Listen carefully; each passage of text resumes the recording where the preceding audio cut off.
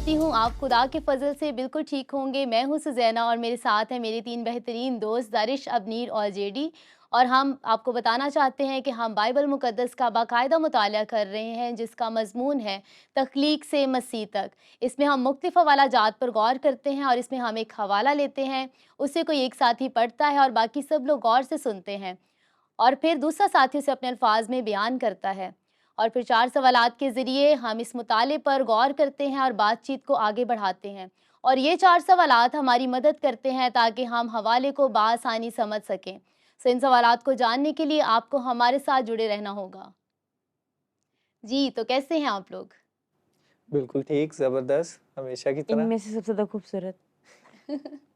बिल्कुल। मैं थोड़ा-सा आज बीमार हूँ। 2 दिन हो गए बुखार था, तो आज कुछ बेहतर हूँ वैसे। लग भी रहा है। शुक्र है, तो ज़्यादा तो नहीं बीमार हो गए थे? नहीं मेडिसिन ली थी, अब ठीक हूँ। Very good. तो डाइट पे ज़रा ज़्यादा मेरा ख्याल है ध्यान देने की ज़रूरत है। बिल्कुल। कई बार मौसम असरात होते हैं, मौसमी असरात होते हैं, तो उसकी वजह से भी। जी, जी, वो उसी वजह से है। बिल्कुल। और कैसा गुज़रा आप लोगों का पिछला हफ़्ता? मेरा बहुत अच्छा। मैंने बस वही अपनी रूटीन फ़ॉलो की है, कुछ बिज़ी था, लेकिन बहुत अच्छा गुज़रा। मेरा मसरूफ़ियत में, इसी वजह से तो बीमार हो गया, बहुत से काम थे।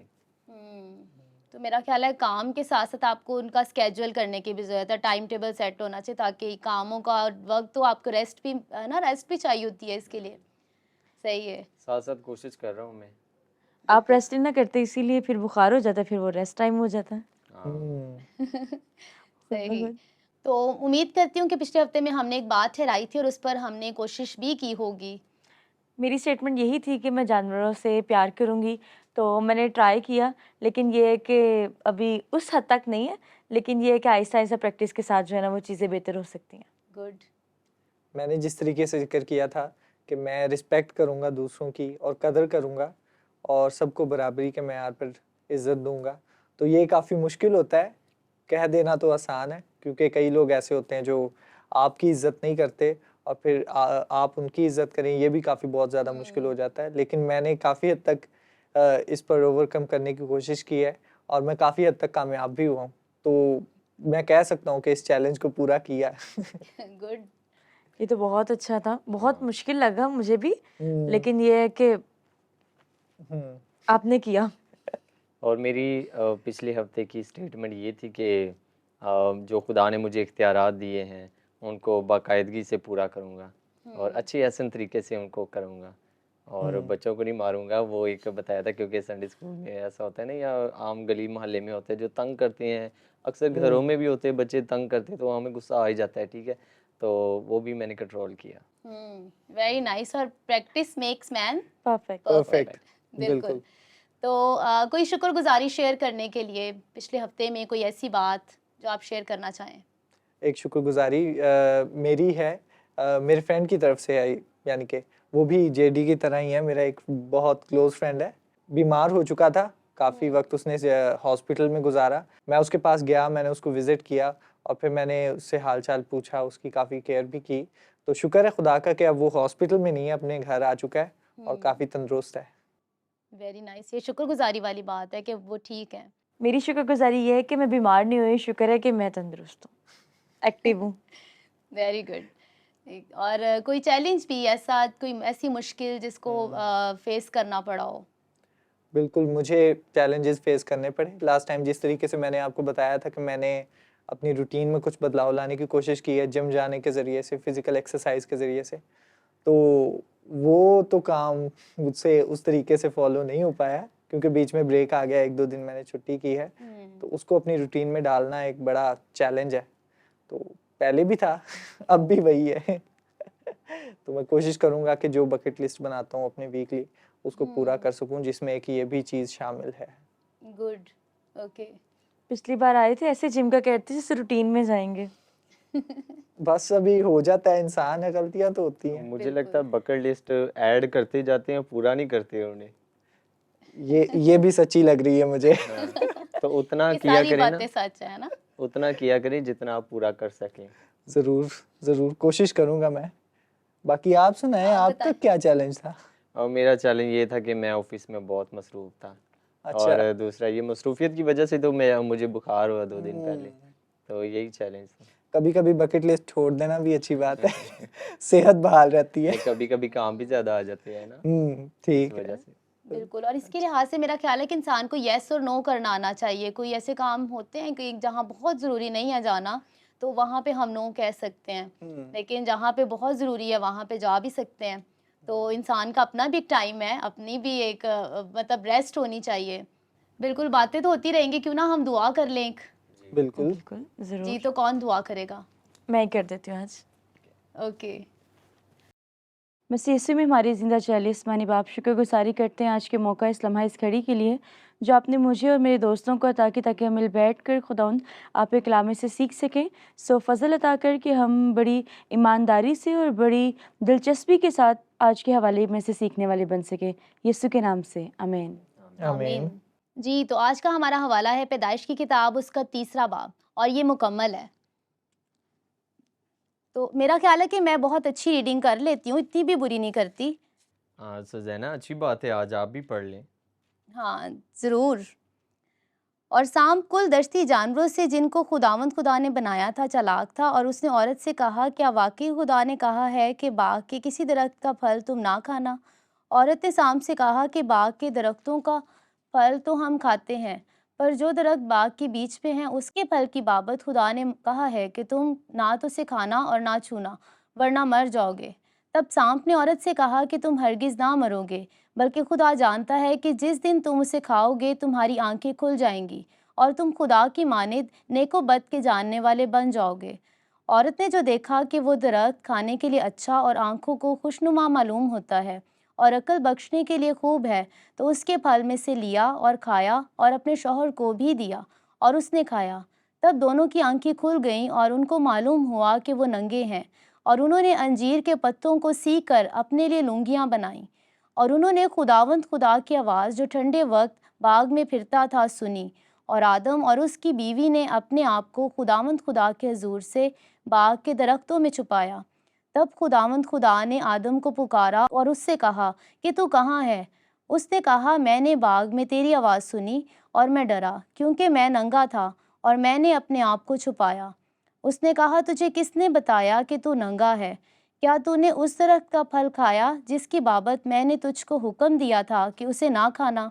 आदम ने कहा, जिस औरत को तूने मेरे साथ किया है उसने मुझे उस दरख्त का फल दिया और मैंने खाया। तब खुदावंद खुदा ने औरत से कहा कि तूने ये क्या किया? औरत ने कहा कि सांप ने मुझको बहकाया तो मैंने खाया। और खुदावंद खुदा ने सांप से कहा, इसलिए कि तूने ये किया, तू सब चौपायों और दश्ती जानवरों में मलाउन ठहरा। तू अपने पेट के बल चलेगा और अपनी उम्र भर खाक चाटेगा, और मैं तेरे और औरत के दरमियान और तेरी नस्ल और औरत की नस्ल के दरमियान अदावत डालूंगा। वो तेरे सर को कुचलेगा और तू उसकी एड़ी पर काटेगा।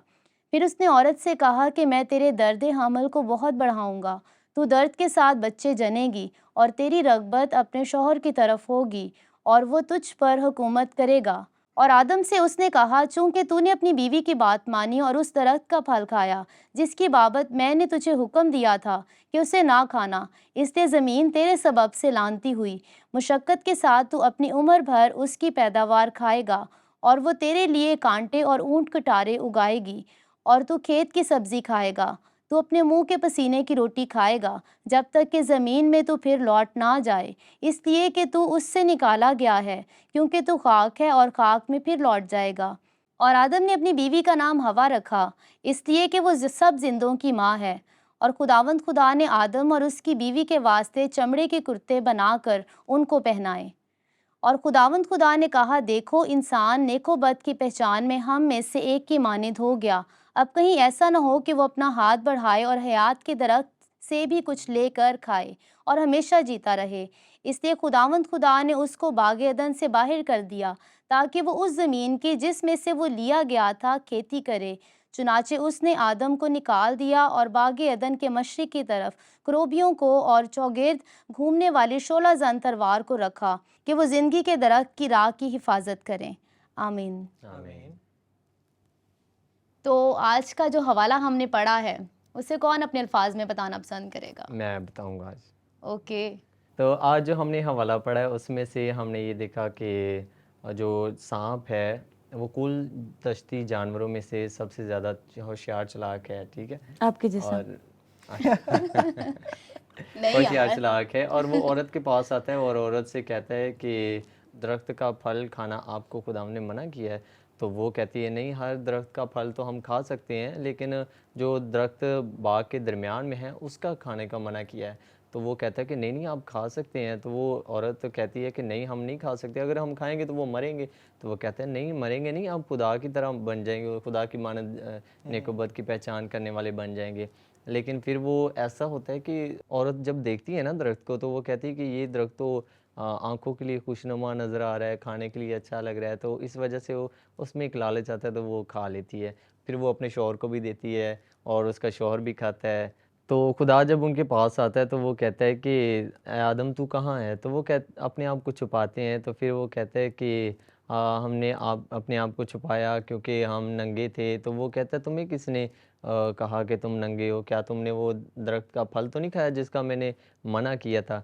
तो आदम कहता है कि जिस औरत को तूने मेरे लिए बनाया है उसने मुझे दिया है तो मैंने खाया। तो फिर वो उनको बुलाता है, फिर उन्हें सज़ाएँ देता है। फिर वो सज़ा होती है, शाम के लिए होती है कि तू उम्र भर खाक चाटेगा, अपने पेट के बल चलेगा।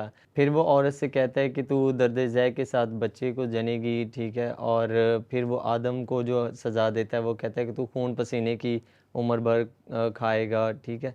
तो ये सज़ाएँ खुदा उन्हें देता है। फिर उन्हें बाग से बाहर निकाल देता है। बाहर से बाहर निकालने के बाद वो बाग के चारों गिर्द वो शोलाज़न तलवार से वो उसकी हिफाजत करता है ताकि वो दोबारा ना आ सके। बिल्कुल। और उसके बाद फिर वो अपने फरिश्तों को खड़ा करता है ताकि वो उस दरख्त तक दोबारा हयात के दरख्त को हाथ ना लगा सके, ताकि वो उसमें से खाएं और फिर वो सारी ज़िंदगी जीते रहें।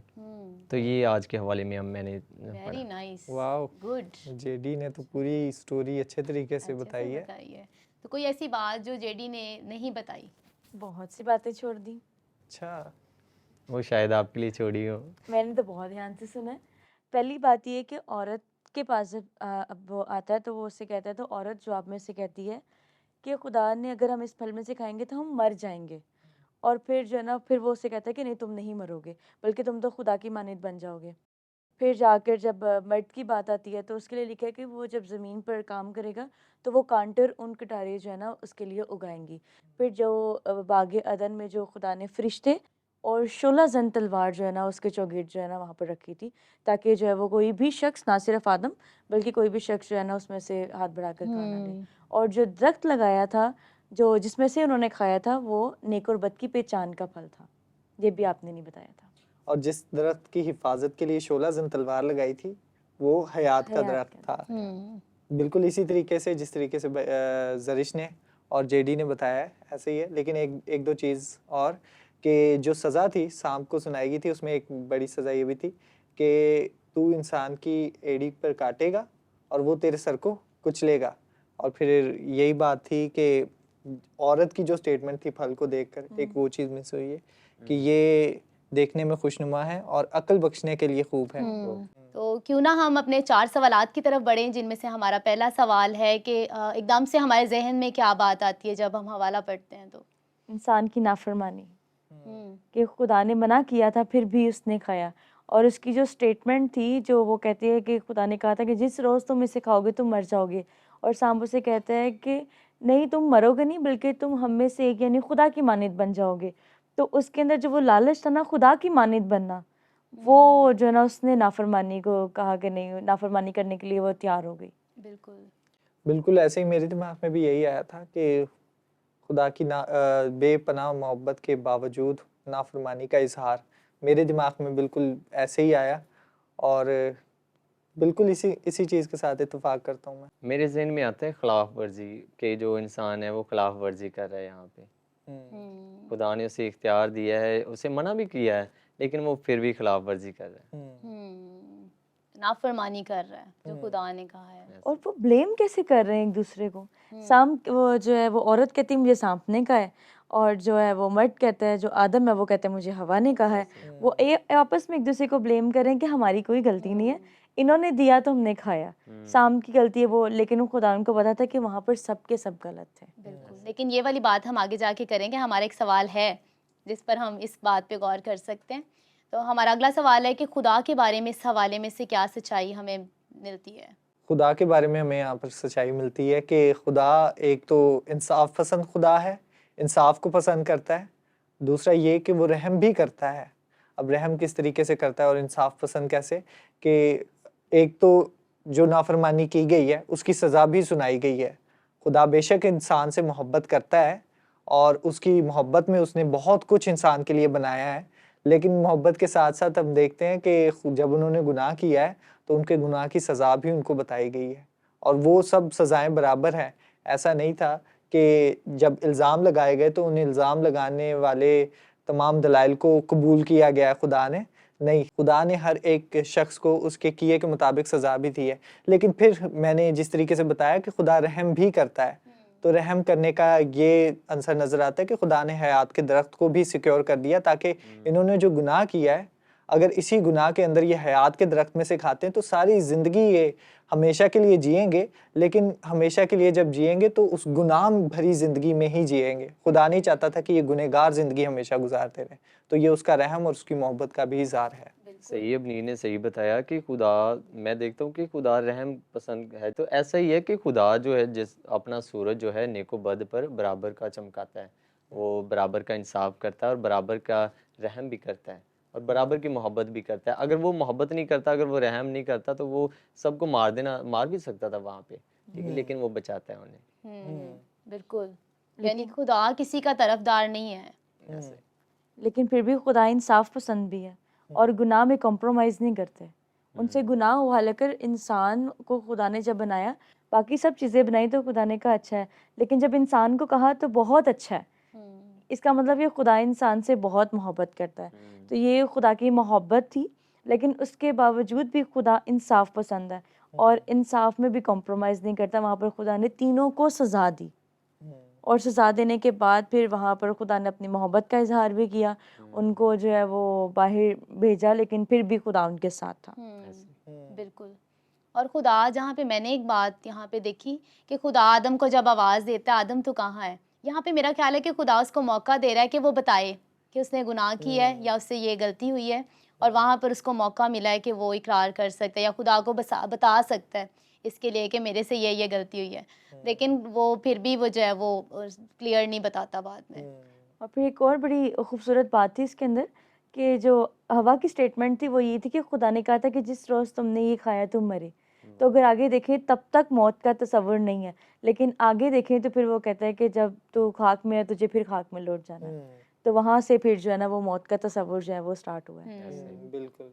इस हवाले में से हम इंसान के बारे में क्या बात सीखते हैं, जो कि हमारा दूसरा सवाल है कि इंसान के बारे में या लोगों के बारे में यह हवाला हमें क्या बताता है? नाफरमानी जो हम सब भी करते हैं, हाँ, माँ बाप की हो चाहे खुदा की हो या उस्ताद की हो, किसी ना किसी जगह पर हम करते हैं। क्योंकि बिल्कुल। मुझे ऐसा लगता है कि वो गुनाह आलूदा फितरत जिससे फल की वजह से जो हम में आई वो इंसान में अभी तक कायम है और वो नाफरमानी करता है।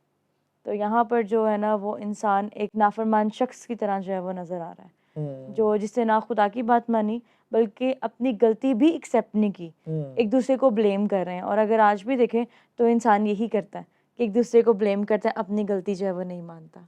बिल्कुल, ज़रिश की बात को मैं सेकंड करूँगा कि एक नाफरमानी का गुनाह था जिससे स्टार्ट लिया गया, फिर उसके बाद खुदगर्जी, इल्ज़ाम तराशी और इस तरह के बहुत से गुनाह और ज़्यादा फैल गए।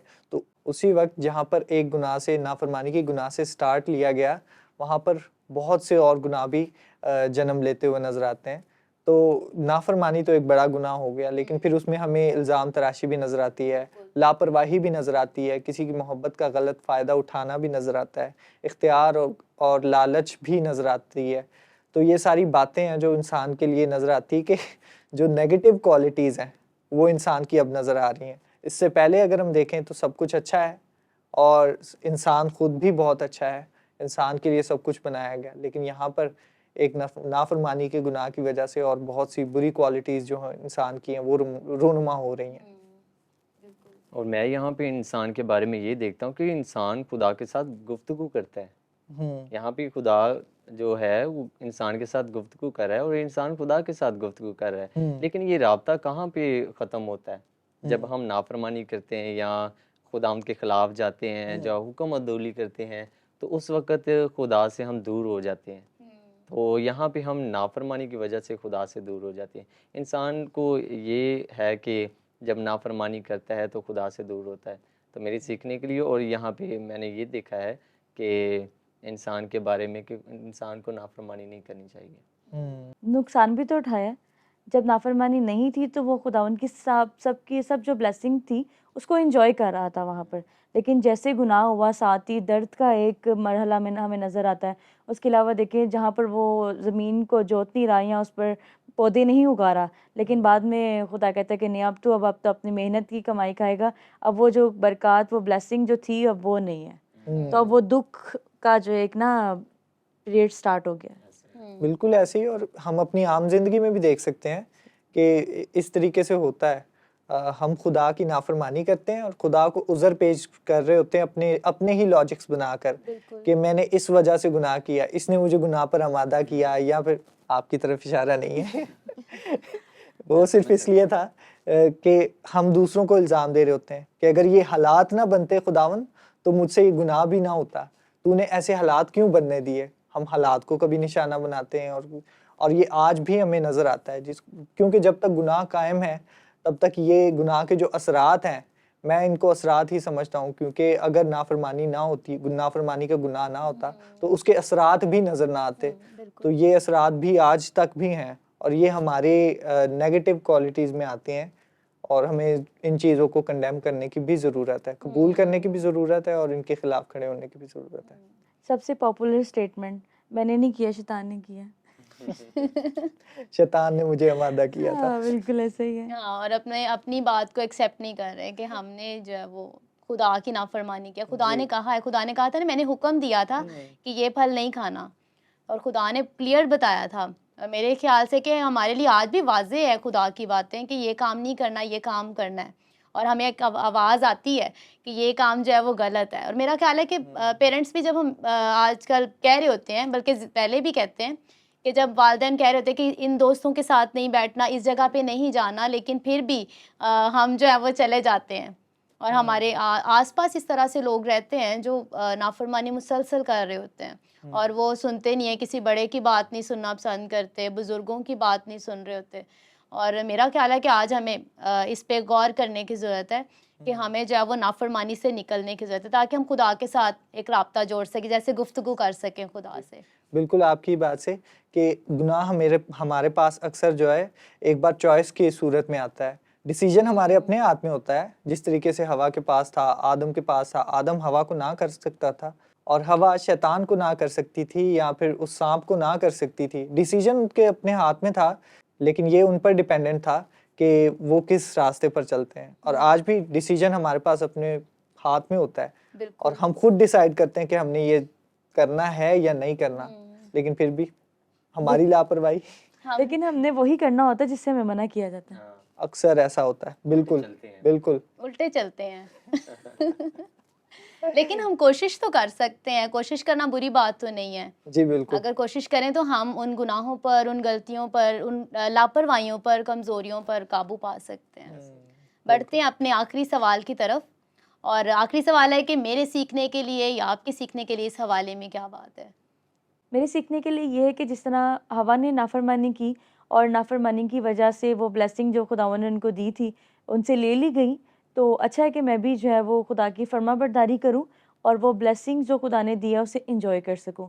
और मुझे खौफ है कि ये ना हो कि कहीं नाफरमानी की वजह से मेरे से भी वो ब्लेसिंग ले ली जाए। तो अच्छा है कि मैं जो है वो फरमाबरदारी में रहूँ खुदा की। बिल्कुल। और मैंने ये सीखा है कि हुक्म अदौली नहीं करनी इसमें, क्योंकि हमने हवाले में भी देखा कि हुक्म अदौली जब करते हैं तो खुदा हमसे दूर हो जाता है और खुदा ऐसी चीज़ें हमसे दूर कर लेता है जो हमारे लिए फ़ायदेमंद और ज़िंदगी बख्श वाली होती हैं। जैसे हयात के दरख्त से उसने हयात के दरख्त को ये एक अलहदा से कर दिया, हमें दूर कर दिया ताकि हम उसमें दोबारा हाथ ना डाल सकें।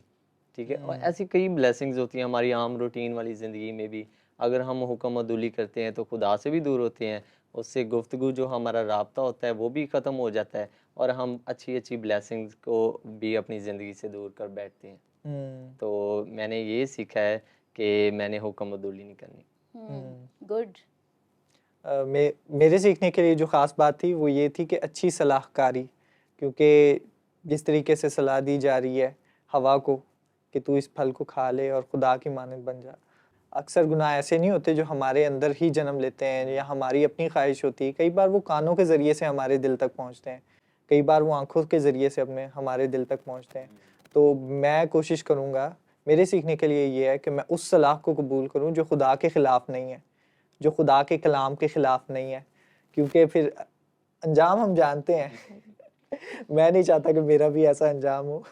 हम दुआ करेंगे आपके लिए वैसे। इसका मतलब इसको फ़िल्टर चाहिए कानों के लिए। नहीं, फ़िल्टर की क्या फ़िल्टर ज़रूरत? मतलब चीज़ें प्योर होकर जाएँ अंदर ना। डिसीजन मेरे अपने हाथ में, अगर कानों में आ भी जाती है तो कबूल करने की बात है। सलाहकारी मैं किसकी कबूल करता हूँ? बिल्कुल। अब आने आप मुझे क्यों कहो, दें? अब आप जिस तरीके से खाने के शौकीन हो, आप मुझे ओवर ईटिंग का कहोगे तो मैंने तो कभी डिसीजन नहीं मेरे कहा। अपने हाथ में है। देखो बात आ गई है इस तरफ। नहीं नहीं, आप जो कर रहे हैं ना वो ठीक कर रहे हैं। जी। और मेरे सीखने के लिए भी एक बात थी जो जिस पे मैं काफ़ी देर से गौर कर रही हूँ कि गुनाह जो है ना, सबसे पहले इसको अंदर से निकालने की ज़रूरत है। कि जैसे हम कोई चीज़ खाते हैं तो उसका रैपर हम डस्टबिन में फेंक देते हैं, तो इसी तरह हमें गुनाह को भी फेंकने की ज़रूरत है, डस्टबिन करने की ज़रूरत है, ताकि हम जो है वो उस तरह की बातों को अपने दिल में लाएं ना। और इस तरह की बातें, जब गुनाह जब तक अंदर रहेगा, गुनाह की बातें रहेंगी।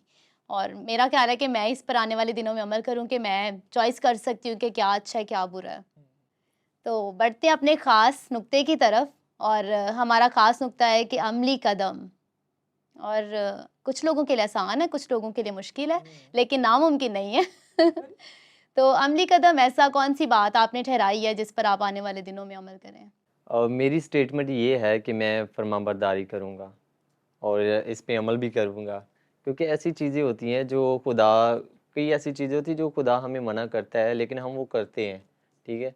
तो मैं कोशिश करूँगा कि मैं वो ना करूँ जो खुदा हमें मना करता है, जो वो कहता है वही करूँ। Good, keep it up. Thank you. मेरी स्टेटमेंट यही है कि मैं अपने डिसीजंस को अच्छे तरीके से सोच समझ कर लूँगा और ऐसे डिसीजंस लेने की कोशिश करूँगा जिसमें खुदा की मर्ज़ी हाँ के साथ हो। खुदा के ख़िलाफ़ जाने की अब मैं आज के बाद कोशिश करूँगा कि बिल्कुल ना भी जाऊँ, नहीं। क्योंकि अंजाम हम सबके सामने है और मैं नहीं चाहता। और मेरे लिए ये था कि खुदा के साथ रफ़ाकत में बढ़ना, कि जो आदम और हवा की जो रफ़ाकत खुदा के साथ थी, लेकिन मुझे लगता है कि थोड़ी कमज़ोर थी जिसकी वजह से वो नाफ़रमानी की तरफ गए। मैं चाहती हूँ कि खुदा के साथ मेरा भी रिलेशनशिप बहुत स्ट्रॉन्ग हो, ताकि ऐसा ना हो कि जिस तरह आदम और हवा ने सुना और उन्होंने गुनाह किया और नाफ़रमानी की, तो मैं चाहती हूँ कि कभी मेरे पे ये वक़्त आए तो मैं नाफ़रमानी नहीं करूँ। मैं खुदा की हमेशा वफ़ादार ठहरूँ। बिल्कुल, और इकरार करने की भी ज़रूरत है कि हम कई बार गलती तो हो जाती है, लेकिन हम उसे एक्सेप्ट नहीं कर पाते, कबूल नहीं कर पाते और दूसरों के साथ शेयर भी नहीं कर पाते। कि हमें इकरार भी करना है और दूसरों के साथ शेयर करना है कि इस तरह मैंने ये गुनाह किया, मेरे से ये गलती, लेकिन अब मैं इकरार करती हूँ कि मैं जो है वो अब ये नहीं होगा, ये आने वाले वक्त के लिए। तो हमें दूसरों के साथ भी शेयर करने की ज़रूरत है, ताकि दूसरे भी ये बातें सीखें जो हम लोग सीख रहे हैं, है ना? तो हमारे बाकी भी जो दोस्त हैं, जहाँ-जहाँ हम काम कर रहे हैं, पढ़ रहे हैं, स्टडी कर रहे हैं, तो मेरा ख्याल है हमें उन दोस्तों को भी इस दायरे में लाने की ज़रूरत है, ताकि वो भी गुनाह, ये ना हो कि वो भी गुनाह करें और सज़ा पाएँ। तो मेरा ख्याल है कि गुफ्तगू का सिलसिला यहाँ पे ख़त्म हुआ है। मैं बहुत ज़्यादा इस हवाले में बहुत ज़्यादा दिलचस्पी है, और मैं भी बहुत खुश हूँ कि खुदा मेरे ईमान को मज़बूत कर रहा है अपने पे, और खुदा के साथ एक रिलेशनशिप मज़बूत होता नज़र भी आ रहा है कि काफ़ी चेंज है पहले से। और मुझे उम्मीद है आप लोग भी एंजॉय कर रहे होंगे, आप भी बहुत सी बातें सीख रहे होंगे। तो पूछते हैं अपने दोस्तों से भी जो हमारे साथ सारा वक्त रहे हैं कि उन्होंने क्या कुछ सीखा है आज के हवाले में से। दोस्तों, उम्मीद करती हूँ आज का हवाला जैसे हमारे लिए बाबरकत रहा है, आपके लिए भी रहा होगा, और आपने भी बहुत सी बरक़ात इस हवाले में से ली होंगी, क्योंकि हमारा खुदा वाकई मोहब्बत का खुदा है। वो गुनाह को पसंद नहीं करता, और वो चाहता नहीं है कि हमारी ज़िंदगी में गुनाह गालिब आए, बल्कि उसकी मोहब्बत में कायम रहकर हम इन गुनाहों पर गालिब आ सकते हैं। और इसके लिए हम इजाज़त चाहते हैं। फिर मिलेंगे एक नए हवाले के साथ, एक नई बात के साथ। खुश रहिए, आबाद रहिए, एक दूसरे के साथ लाजमी इन बातों को शेयर कीजिए जो बरक़ात आपने ली हैं, इन बरक़ात को दूसरों तक पहुँचाने का वसीला बनिए। खुदा हाफ़िज़।